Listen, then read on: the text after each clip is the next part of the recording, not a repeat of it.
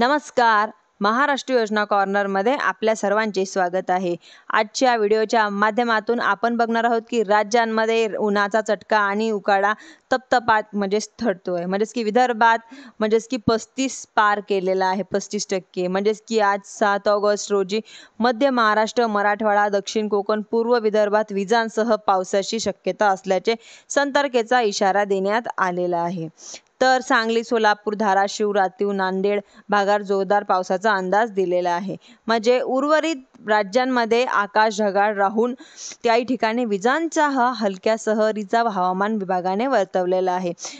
की आता मान्सूनच्या पावसाने उडी मारली असली तरी दक्षिण कोकण आणि दक्षिण मध्य महाराष्ट्र, मराठवाडा आणि पूर्व विदर्भात पावसाचं पोषक हवामान बुधवारी की 6 ऑगस्ट रोजी सायंकाळपर्यंत 24 तासांमध्ये राज्य अंशांश ढगाळ हवामान होतं. की हलक्या पावसाने सरींनी शिरकाव केला. पावसाच्या उघडदीप, उन्हाचा चटका आणि की उकाड्यानं वाढ झालेली आहे. की तापमानाचा खूप पारा चढलेला आहे. की तापमान 35 पार केला असून चंद्रपूर येथे राज्यातील उंचांकी 36 अंश सेल्सिअस तापमानाची नोंद झाली. ब्रह्मपुरी, वर्धा, अकोला आणि भंडारा येथे 35 अंशाचा पार केलेला आहे.